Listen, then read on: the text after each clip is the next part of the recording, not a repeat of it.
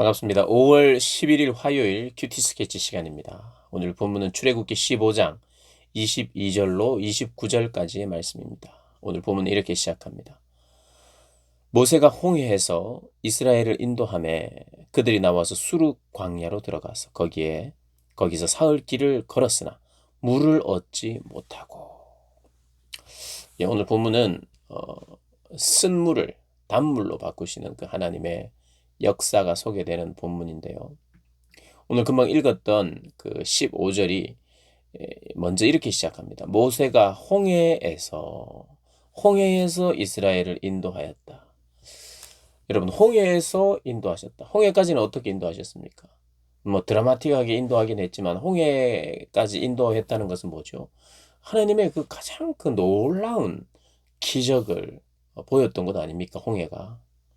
그야말로 그것은 너무나도 아름다운 그런 하나님의 역사하심을 경험했던 곳이죠. 구원과 심판을 경험한 곳 아니겠습니까? 가장 큰 기적 중의 기적이라고 할 수 있죠. 그런데 그 기적이 어떤 한 사람을 그리고 한 민족을 끝까지 따르고 그 민족이 하나님을 따르고 끝까지 순종하는 데에 보장은 안 되는 것 같아요. 3일 만에 물이 없다는 이유로 너무 힘들 거예요. 아마 다 죽게 되었으니 그런 원망을 할 만도 하다 이렇게 생각을 하는데, 사실 우리의 인생이 이렇게 목이 마르게 되어 있습니다. 어, 목이 말라요, 참. 인생 자체가 갈급합니다. 예. 그래서 너무 목이 마르면 아무리 큰 기적을 경험해도 하나님께 순종하기가 참 쉽지 않은 것 같아요. 그래서 우리가 기억해야 되는 게 있습니다. 하나님께 언제 우리가 순종할 수 있느냐? 큰 기적을 보거나 증거를 내가 많이 보면 그냥 내가 하나님을 믿게 되고 내 신앙이 일취월장 그냥 팍 성장하느냐? 그렇지 않아요. 내가 신앙조차도 내 순종조차도 하나님께서 은혜를 주셔야 되는 것이고, 내가 계속해서 하나님의 말씀에 귀를 기울이며 하나님이 어떤 분이신지 기억해야 됩니다. 그러지 않고는 그냥 내가 어떤 큰 체험을 했다고 해서 내가 늘 순종의 자리에 있는 게 아니에요. 원망의 자리로 금방 갈 수 있습니다. 그게 오늘 성경이 보여주는 것입니다. 하나님이 홍해에서 하신 일을 보았던 이스라엘이에요. 그리고 또 인도함에 그럽니다.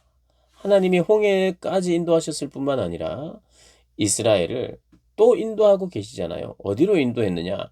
마라. 목이 말라서 너무 갈증이 있는데 마침 물이 있었어요. 그러나 그것이 쓴 물이에요. 그리로 인도하셨다는 거예요. 물이 없는 곳으로 인도하시는 하나님, 그리고 물을 발견했지만 그 물은 쓴 물인 그 장소로 인도하신 하나님이에요. 이 장소가 필요했을까? 필요하니까 하나님 데려가요. 오늘 이 22절부터 26절은 그 마라에서 있었던 일이고, 27절을 짧게 한 절로 그 사건 이후에 엘림으로 갑니다. 엘림은요, 물샘 열둘과 종려나무 70그루가 있어서 물이 충분합니다. 쉼의 자리예요. 안식의 자리라는 뜻입니다. 그런데 그걸 딱 끝나고 나서 엘림으로 데려가십니다. 처음부터 엘림으로 데려가셔도 되지. 하나님이 인도하시사 엘림으로 갔더라. 이렇게 되면 얼마나 좋아요. 하나님도 좋고 우리도 좋고. 그런데 하나님이 그 엘림을 몰랐을까요? 뭐 찾다 보니까 일단은 이 마라라도 가자 이게 아니었죠. 하나님은 마라를 반드시 통과하게 하신 거예요. 애굽에서 홍해를 건너서 하나님을 완전히 참 찬양하고 춤을 추며 기뻐하고 승리의 환호를 한 뒤에 바로 이어지는 사건이 바로 마라로 데려가시는 하나님이에요. 그걸 인도하신 분이 하나님이십니다. 그리고 사람들은 원망합니다. 모세를 원망해요.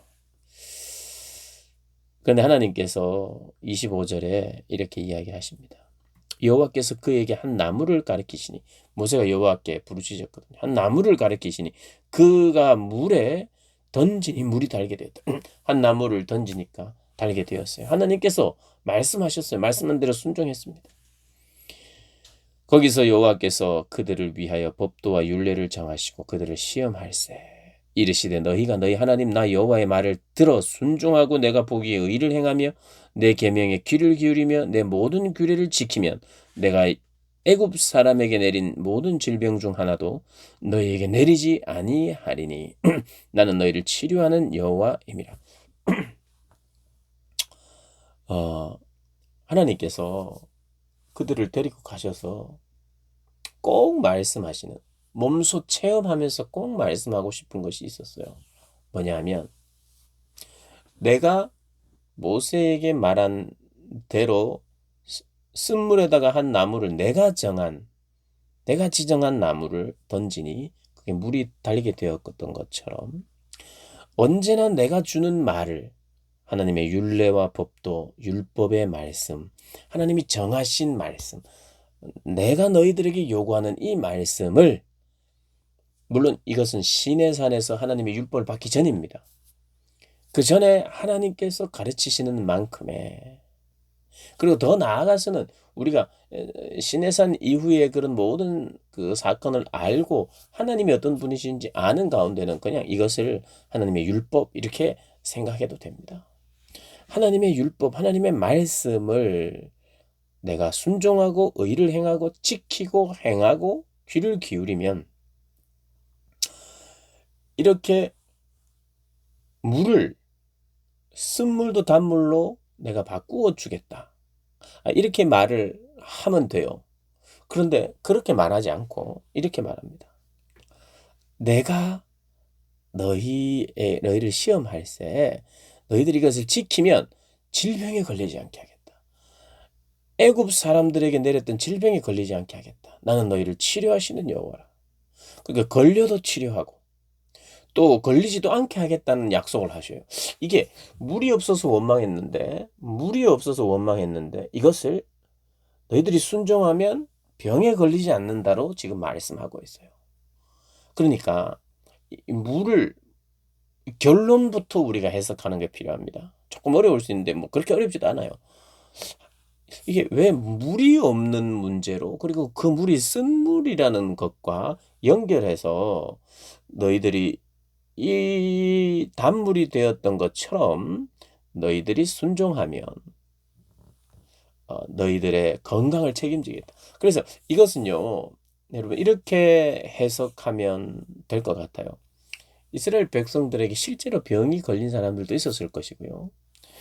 애굽에서 내렸던 그 질병들에 대한 애굽 사람들에게 내렸던 그 질병들이 혹시 우리에게도 생기지는 않을까? 광야를 돌면서 우리의 어떤 육체나 우리의 어떤 생명, 우리가 사는 문제가 과연 그런 걱정이 있을 수도 있고요. 그게 이제 물과 관련해서도 생각할 수 있는 거죠. 우리의 건강, 우리의 삶이 보장될 수 있는가에 대해서 하나님이 말씀하시는 것은 너희가 내 말에 순종하면 내가 너희를 치료하리라. 이것은 또 이렇게 생각할 수 있습니다. 애굽에서의 삶이 이미 쓴물입니다. 쓴물과 같은 삶이었어요. 근데 너희들을 단물이 되게 하겠다. 그리고 애굽과의 단절, 애굽과의 구별을 통해서 너희들이 애굽에서 가졌던 어떤 내가 삶의 방식이나 음식의 문화나 이 여러 가지들을, 그 여러 가지들과의 단절이 있을 때 내가 너희들의 치료의 하나님으로 너희들의 건강을, 영적인 건강까지 다 포함되는 거죠. 이것은 내가 너희의 육체도, 너희의 영혼뿐만 아니라 너희의 육체도 치료하는 하나님으로 내가 서겠다고 하나님 말씀하시는 겁니다. 그래서 제가 설교를 듣다가 이게 참 일리가 있다고 생각했던 설교가 뭐였냐면, 이스라엘 백성들이 처음부터 물을 마시게 하지 않고 의도적으로 하나님께서 3일 동안 목마르게 한 뒤에 이 쓴 물을 먼저 억지로라도 막 벌컥벌컥 마시게 해가지고 이 애굽에서의 어떤 내 음식 문화나 거기에서의 어떤 그래서 육체적으로 문제가 생겼던 것을 다 토해내게 만드는 어떤 상징적인 그런 의미가 아닌가. 굉장히 저는 일리 있게 생각을 합니다. 하나님께서 우리의 육체에도 관심을 기울이고, 그래서 애굽에서의 삶의 방식들과 음식 문화와 이 음식 문화가 그의 그 음식이 그의 문화와 그들을 지배하는 어떤 것과 굉장히 유사하니까, 그리고 또 앞으로 만나만 먹어야 하니까 마치 우리의 이 몸의 건강을, 이 먹었던 독소들을 다 토해내고 이제 만나로만 어, 먹고, 또 그 말씀에 하나님께 순종할 때 만나만 먹어도 얼마든지 건강하게 내가 이 광야 생활을 하게 하리라. 그래서 너희는 어, 내 말에 순종하는 것이 곧 너희의 양식이다 라고 말씀하시면서 너희들을 치료하고 너희들의 건강을 책임지는 그런 하나님이다. 그래서 애국과의 단절을 다시 한번, 그게 거룩이고 구별이라는 걸 다시 한번 강조하는, 그래서 엘림으로 바로 데려가지 않고 쓴물로 애국과의 단절과 다 토해내는 어떤 그런 시간을 거쳐서 이제는 엘림에서 충분히 마시고 쉬었다가 또 다시 광야의 일정으로 하나님 가게 하시는 그런 의미가 아닌가 생각할 수 있는 거죠. 어쨌든 하나님은 정확한 것은, 이 말씀에서 분명하게 말하는 것은 이 사건을 통해서 하나님이 시험했다는 거예요. 무엇을 시험하느냐? 네가 말씀에 순종하는지를. 앞으로도 마찬가지. 순종하면 내가 너를 고치리라 합니다. 순종할 때만 고치고 순종할 때 내가 치료하며 너희와 함께 하실 것을 계속해서 말씀하십니다. 그래서 하나님의 말씀은요, 치료의 과정 속의 도구입니다. 도구. 하나님께서 우리를 순종하는지 순종하지 않는지를 또 보게 하는, 그렇다고 해서 엉뚱한 것을 요구하시는 분 하나 아니죠. 우리에게 좋은 것들, 귀한 것들, 그런 것들로 또 우리에게 요구하시면서 순종을 요구하시는 거죠.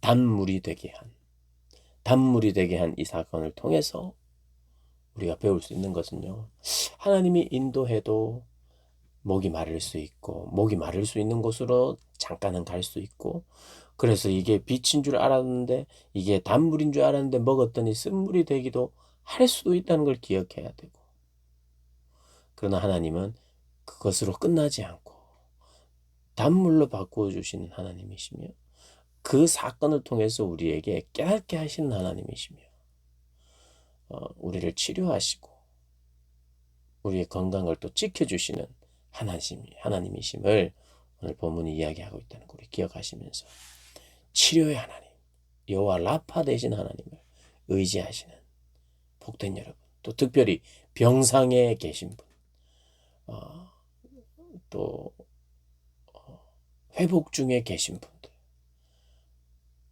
이 말씀을 의지하여서 하나님의 말씀에 내가 늘 순종하는 자로, 그래서 건강한 그리스도인으로 세워달라고 기도하는 그런 복된 날 되시기를 주님의 이름으로 축복합니다.